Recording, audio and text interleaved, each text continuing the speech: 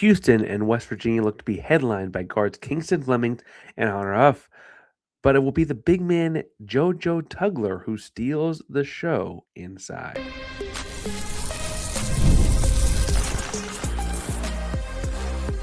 You are Locked On Coogs, your daily podcast on the Houston Cougars, part of the Locked On Podcast Network, your team every day. Welcome to Locked On Coogs, the daily podcast all about your Houston Cougars. I'm your host, Houston-born teacher and coach Parker Ainsworth, and whether you're a Houston fan or just a hater who came to stop by, thank you for being Locked On Coogs, your first listen of the day. Please make your first listen each and every day here at Locked On Coogs. If you're the conversation and you don't know what to say, tell us in the comments down below. We asked you earlier about what sock you put on first. Do you also put the same shoe on first? Today's show is brought to you by our buddies over at Game Time. Best place to get in on the action. But we got more on how to get you into the game later. I want to talk about Houston and West Virginia today. Previewing the game tonight. I want to talk about dominating the paint now. I think Houston's going to really have a good showing inside in this one with JoJo Tugler leading the way. I want to talk about why I'm not super concerned about West Virginia after their Kansas matchup, even though I think that was an impressive performance. And last but not least, as always, we'll talk about what matchups I'm keeping an eye on as we get ready for Houston and West Virginia. But Houston, West Virginia are going to have a lot of guards talked about. Kingston Flemings, Honor Huff are the marquee names. They're on the things. They're both whatever, right? Kingston Flemings, top 5 pick. Honor Huff is legitimately going for Steph Curry's 3-point single season records, right? But defensively, with West Virginia being fairly slow paced and, shooting as well as they do, I think you'll see a lot of Houston perimeter pressure. And then you'll see a lot of paint domination from JoJo Tugler as a part of that. So West Virginia scores 43.9% of the points as 2-pointers, which is less than over 300 college basketball teams score more of their points in the 2-point area, right? A lot of West Virginia's points come from behind the arc, which means if we know anything about Kelvin Sampson, he's going to actually have hard closeouts and force things away from that. That will then force drives into the painted area, into the 2-point area where JoJo Tugler is. Now, as we look at the roster here, Arlen Obioa, that sounds right. The big guy for West Virginia is a big guy. I mean, 7 foot. I don't know what his weight is, but big and strong, right? Big body guy. But that's a guy that's going to keep JoJo Tugler around the rim.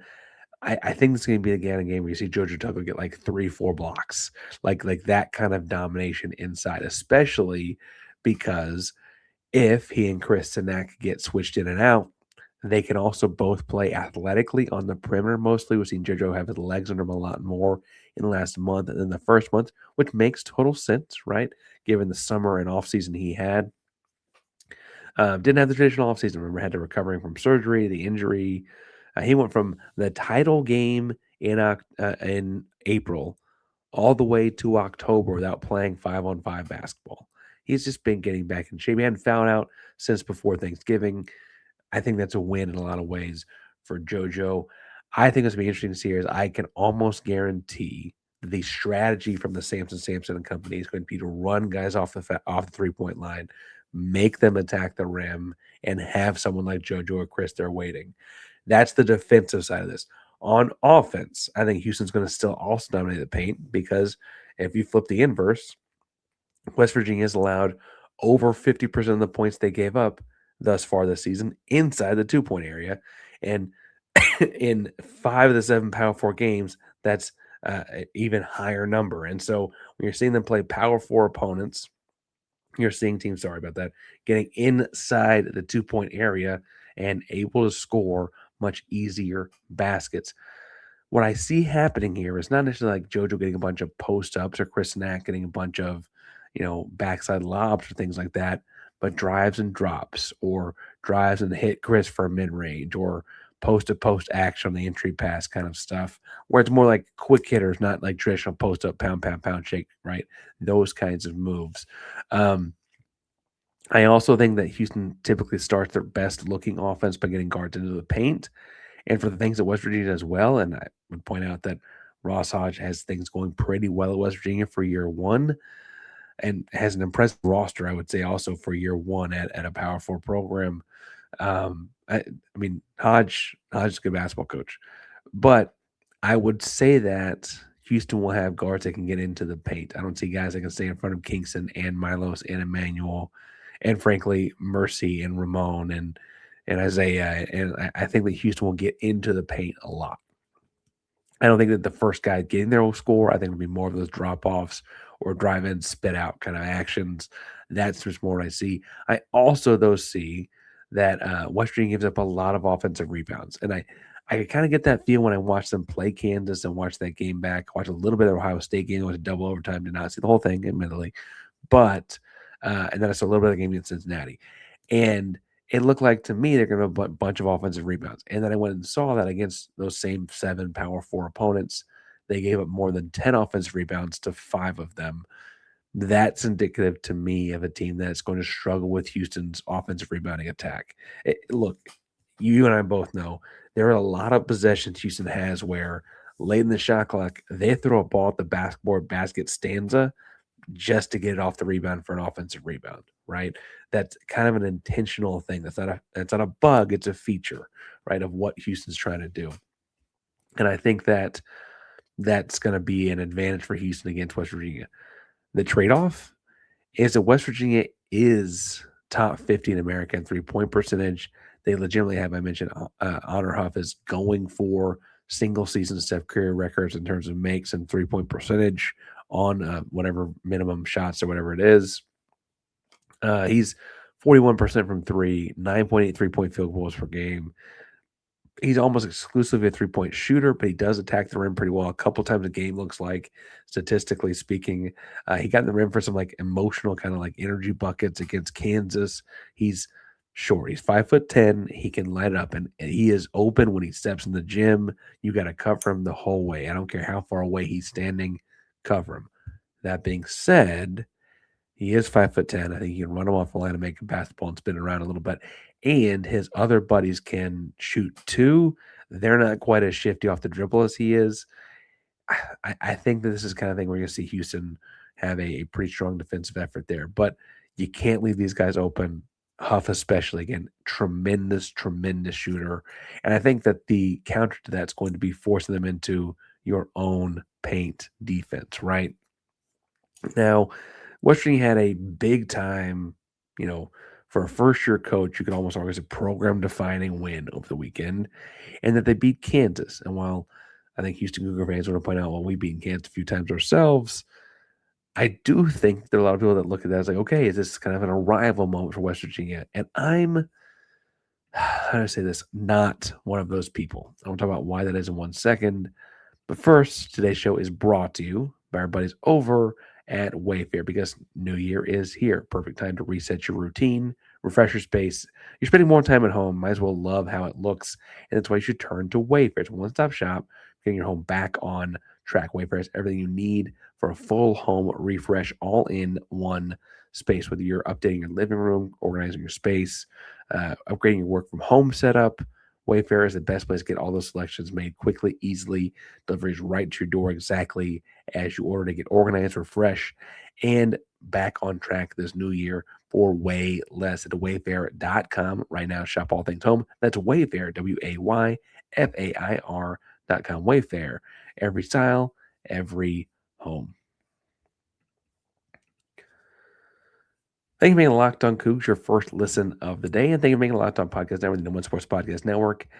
If you have not already heard, Locked On Podcast offering a whole new tier of membership. You can check in and be an everyday all access member. Now go to lockedonpodcast.com/everyday to learn more, but there's ad-free audio feeds. There's members only Discord servers, all access episodes, one-on-one texting with me. There's all kinds of newsletters and merch stores, all kinds of cool extra for you coming from Locked On Coogs. If you want to sign up for that everyday or all access, make sure you check that out as well. Text me through the subtext of the day. We'll talk before, during, and after games, or just throughout the week with the Houston Cougars if you want to. Now, One thing that I would have been texting about is a lot of hype around West Virginia beating Kansas and what Houston's going to do with a team that just beat Kansas and all that. And look, I should stress that that was a impressive performance from West Virginia. I don't mean this in a way that denigrates what they just did in Morgantown, right? Brennan Lorient, their big stretch power forward, had a tremendous first half, 16 points in the first half, got hot from behind the arc. Honor Huff, the guy we've been talking about a lot today, he got loose in the second half, got a bunch of deep threes, a couple energizing drives to the bucket where he gets fouled. He just because he's so little, he gets thrown across the floor, and the whole crowd goes wild. He's a tough kid, right? Like those things happen. I would also point out, though, that if I'm looking at what Kansas did wrong with Floyd Badunga, their big man Harlan Obioa, I said that right that time, I think. Their big 7-footer over West Virginia had a double-double that game. He was impactful paint presence. He had 2 blocks, 11 rebounds, one of his best games of the year. This guy's averaging less than 3 points. This guy's averaging less than 10 rebounds. And he had a double-double against Kansas, and that changed the game. I don't think he'll have that against Houston. And I really look, Houston's not the same rebounding team they maybe were last February or from last January, but they, I think, are good enough to kind of control the pace of this one. For reference, when Albioa had played another top-tier opponent, Iowa State, he had 2 points and 2 rebounds in that game. I don't know if it's going to be that dramatic. It could be somewhere in between. But I do think having that force inside, as well as those 2 other guys, Lorien and Huff, get hot from the outside, added a yin and yang to their matchup that Kansas couldn't stop the bleeding from either end, right? I feel pretty confident it's not going to happen to Houston. I also looked at what happened in that game is like Kansas is riding or has been riding this Darren Peterson roller coaster. I'm sure before we get to Houston and Kansas later this year, we'll talk to Derek Johnson from Locked On Jayhawks about it because that is not a roller coaster I would want to be on, right? But it felt like there were winning minutes he was in, but he wasn't in all the minutes, and then he was in a lot of the minutes, but wasn't in all the minutes, and that makes it hard to figure things out when you're Kansas, and I don't envy any of those Jayhawks doing that. Iowa State, more consistent roster, more consistent minutes, more consistent presence from their stars, was able to hold Honor Huff to just 6 points, one of 8 from behind the arc. And I think if Houston and Iowa State is fairly similar in that they try to take away the thing you do best. Iowa State was able to do it. I got full confidence Houston's going to be able to do it too. I also think this Kansas game interesting. The home crowd, Uncle Mo, momentum, all that played a big role as you watched it play out. And there was at one point, I believe it was a 20-2 run that West Virginia went on in this game. And that was, I mean, there was no coming back from that from Kansas. They kind of kept that and went from up a couple possessions to down several possessions and never really got back in contention. And that to me is not something I ever, I mean, we talked about over the weekend, but Houston's defense will not ever let that. They might go that long without scoring a lot of points. Sure. I don't see them ever giving up the other side of that 20-2 run, though. It might be an 8-minute stretch where the whole thing is 4-2 or something stupid like that. I don't see anything happening that where they give up that many points in that kind of short a time span, unless the game just go right back and forth super fast. And even that we saw against Arkansas, it didn't ever get to be quite like that. And so I see what people are saying about, hey, like West Virginia's arrived. This is like they had guys injured their first few games of the season because they did. That's a real thing.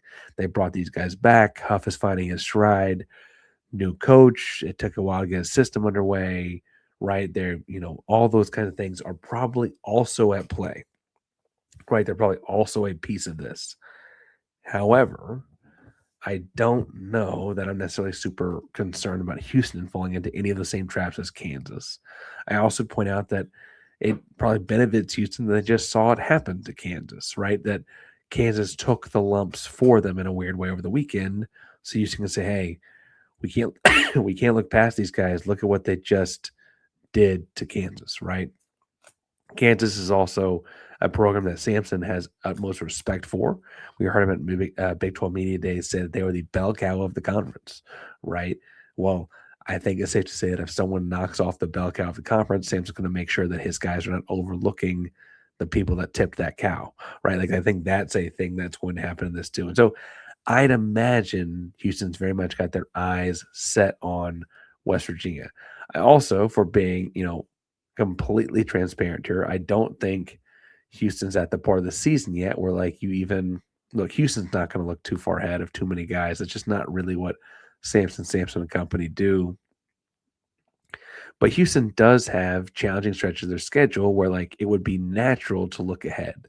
They play West Virginia Tuesday at home. They're wearing the blues. It's a blowout game. Although it's actually white with a blue trim. It's a really cool looking uniform. Then on Sunday at a TBD time, because of NFL playoff games, we'll find that time out Tuesday. Sunday, Houston plays Arizona State at home as well. Then a week later, the following Saturday, they play at Texas Tech. That's a lot of time between now and the next like time you got to you really spend that a lot of extra days game planning, and they have the extra days to spend game planning. There's no reason for anyone to be looking past this one. There's no trap game element in a scheduling kind of way. Yes, you were coming back from Baylor on Saturday to play on Tuesday, but Baylor is quite literally your closest conference road game. I I don't see this shaking out like any of that. I'm not saying I'm not concerned. I want to talk about those matchups in just one second about what concerns me in those. But before we get to those, I just wanted today's show is brought to you by our buddies over at Game Time because look, college football season is wrapping up. There's one more playoff game. There's NFL playoff games. There's concerts. There's movies. There's theater. There's the Rockets. There's the Astros this spring, the Dynamo. All these things to do in and around the H. And Game Time is the best place to get in on the action because truthfully, the hardest part is not going to the thing. It's getting the ticket to get into the thing, and Game Time gives the advantage back to the fans. Easy way to unlock amazing college football tickets and experiences in just a few taps. You can view your seat before buying. You know exactly what you're getting. The zone deals stand out. College football tickets start as low as $25. Make it easy to plan a game day trip. Knowing prices and fees up front make the whole process very stress-free. To guesswork out of buying college football tickets with Game Time down the Game Time app. Create County, use code Locked on College for $20 off your first purchase. Terms apply. Again, it's code Locked on College, LOCKEDONCOLLEG for $20 off. Download the Game Time app today. Park Rangers Locked on Coogs here, and I always want to wrap up a preview by talking about matchups. And I went back and forth on who's going to cover Honor Huff because that's, I think, the matchup that will define a lot of things in this one. And I truthfully think no one guy is going to guard him all game. I think you'll see some possessions where Kingston Flemings guards him. You'll see some possessions where Manuel Sharp guards him. You'll see some possessions where Ramon guards him. Some possessions where a lot of guys guard him. You see a lot of bodies thrown at him. The guy I think is going to get him the most, though, will be Milos Uzan. Milos has length, speed. He's clever. He's crafty. He'll be able to close out on shots.